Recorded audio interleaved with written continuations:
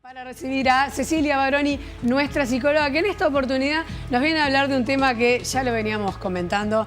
Es un tema que a todos nos toca, que tiene que ver con el pudor, que tiene que ver con la vergüenza, que tiene que ver con la comunicación y que tiene que ver con ser padres. Y es el tema de la educación sexual, pero más desde el punto de vista de la educación sexual no como impartiendo un curso, sino cuando los niños vienen y te preguntan. Te pueden preguntar cualquier cosa a cualquier edad y no es lo mismo responderle a un niño de 3 años que a un niño de 9. Ceci, bienvenida. Un placer recibirte. Hola, ¿qué tal? ¿Todo bien? No, hay que ponerse cómodo, ¿no? Sí, educación sexual de la vida cotidiana. Está bueno eso porque en general no somos conscientes de que en realidad la sexualidad está presente todo el tiempo en todos lados, ¿no? Desde la tele hasta, bueno, desde que lo miramos hasta las revistas, hasta los comentarios, hasta cómo nos movemos. Y en esto que veníamos viendo de los niños, que cómo aprenden, que aprenden mucho también por imitar a sus modelos. Está bueno saber que ya somos modelos de sexualidad también, los adultos y los padres. Desde que nos saludamos con un beso, sí, desde que nos hacemos mimos cuando estamos viendo una película, ¿no? Bueno, ahora que estamos con el sillón, o desde que nos sentamos todos, ya estamos, digamos, también dando como mensajes de qué implica o de qué lugar tiene la sexualidad. Y está bueno aclarar entonces que también la sexualidad para los niños es muy diferente de cómo la pueden vivir los padres, ¿no? Y que en esa comunicación que vos traías hoy es importante, bueno, abrir ahí el diálogo o ser receptivo si uno puede, creo que es lo primero, ver cómo está uno para conversar del tema, ante las preguntas de los niños que hasta por lo menos los 4 o 5 años... muchas de las cosas que hacen es explorar, experimentar y preguntar, ¿no? Y son preguntas incómodas muchas veces. Claro, sin filtro. Un niño que tiene un buen vínculo con su padre, con su madre, pregunta sin filtro. Pregunta sin filtro y claro, y nos deja en ese lugar donde a veces ya los adultos nos han pasado tantas cosas que no muchas veces, o por lo menos desde la psicología sabemos que no llegamos con una sexualidad plena o feliz o saludable, que sería como lo mejor. Como para transmitirlo. Como para transmitirlo, claro. al contrario. Capaz que cada vez estamos mejor, por lo menos en nuestra sociedad, pero obviamente seguimos todavía con muchos tabúes y muchos mitos. Bueno, no nos olvidemos, Ceci, que gente de nuestra generación no tuvo una educación sexual. Claro. Ya para arrancar, las generaciones futuras ya lo van a manejar de otra manera. De otra manera, entonces, sí, claro, nosotros vamos cargando, digamos, con algunas cosas donde no se podía ni hablar ni tocar del tema y ahora estamos en el otro lugar donde sí se puede, pero no estamos acostumbrados. Exacto. Entonces, un buen consejo para los padres en esto de que también puedan acompañar a sus hijos en cuando van creciendo, es que cuando les pregunten, los niños indaguen, les devuelvan con una pregunta. Bueno, ¿qué sabes tú de eso? Que no nos hagamos los dioses que tenemos que contestar todo porque papá y mamá son héroes y lo sabemos todo, sino que capaz tomarnos el tiempo para decir, bueno, esto es un tema serio, no tenemos por qué escuchaste contestar, vos, ¿qué es lo que pensás que es? Bueno, exacto, ¿no? Porque en realidad, bueno, ahora hablábamos antes en esto de que en la tele ven mucho cosas que o en la escuela o entre los pares empiezan a escuchar, o incluso ahora que también es un contenido en la educación, por lo tanto está bueno que tiene que aumentar la comunicación también entre la institución y los padres y los niños para que se entienda bien el mensaje y de qué estamos hablando, porque eso es uno de los riesgos mayores, ¿no? Por ejemplo, que uno esté hablando de, no sé, de tener relaciones o de cómo la gente, no sé, se conoce, se enamora y qué pasa, y llega a la casa y le pueden decir, ah, no, eso es una chanchada lo que estás diciendo, ¿no? Bueno, ahí se genera todo un cruce y un conflicto, pero además ya estamos educando desde el asco, desde la culpa también, desde que eso no se puede hablar. Entonces hay que ser como muy cuidadoso y una manera puede ser, bueno, pero ¿qué te contaron? ¿No?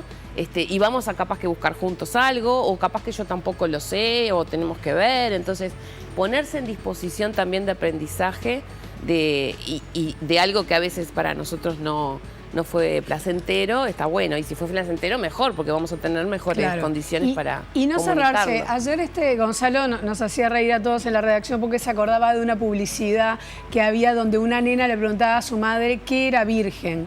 Y la madre le hacía toda una explicación y después la chiquilina en realidad agarraba el aceite de oliva y sí, que es extra virgen y tal. Nos hacía acordar de esa publicidad.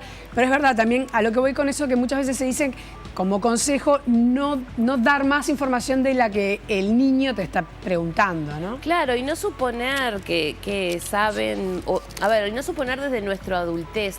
La sexualidad adulta muchas veces ya pasa por lo genital, sí, por desgracia, porque en realidad somos todos sexuales, ¿no?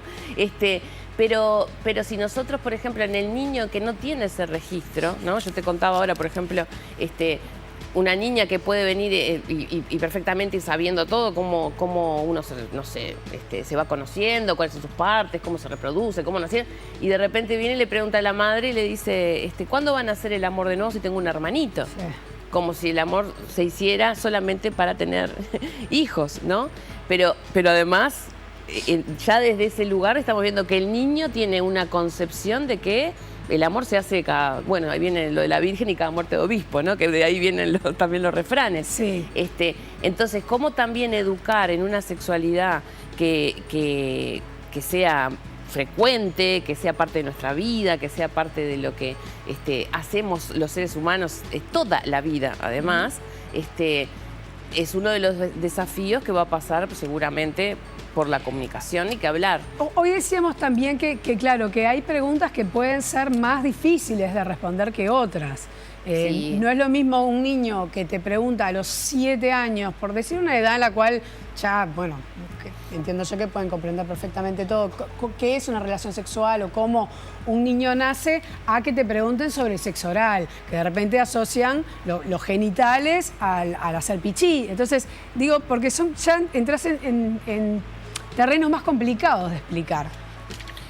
¿Cómo manejarlo? Claro, y sí porque... Digo, porque el niño puede haber visto una imagen, puede haber escuchado un comentario en la escuela, no sé.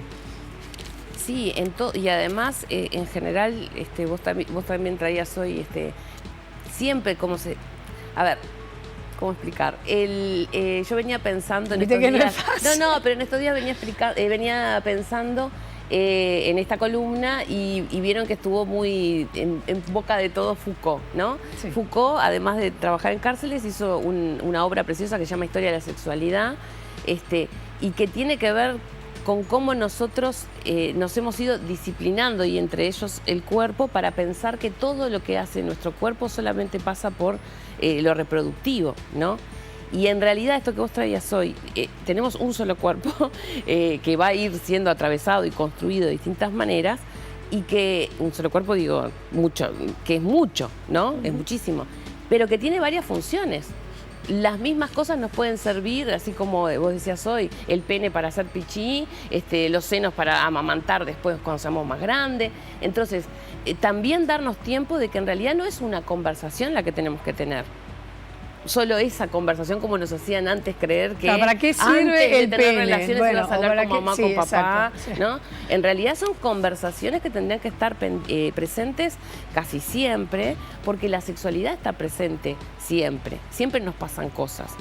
Esto que vos decías está muy bien. Donde hacemos pichí, resulta que también después sentimos placer, pero también después, en el caso nuestro, menstruamos, y así. Entonces, bueno, y así se genera la vergüenza, la culpa, el pudor y otras cosas. ¿A quién le preguntamos? Sí. Entonces, cuanto más comunicación y que sea un tema que esté presente, también vamos a sentirnos más saludables todos, porque podemos hablar. Una de las cosas, por eso yo traía a Foucault también, que él descubrió era que se hablaba mucho, pero se hablaba desde la represión de la sexualidad. Claro. Entonces parece que no se habla.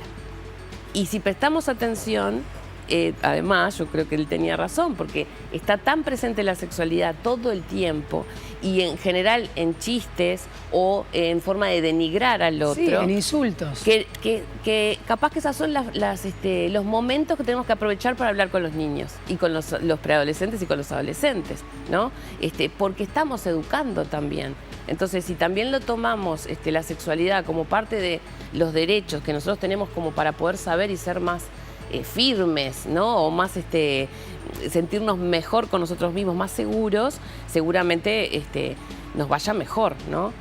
Cecilia, muchas gracias. Está bueno lo que dijiste, me quedo pensando en eso de que son varias conversaciones y de que también no tomarse el tiempo de explicar que el cuerpo, los órganos, las partes son para más de una función. Sí, claro. Muchísimas gracias, bueno, Ceci, te vemos el próximo martes.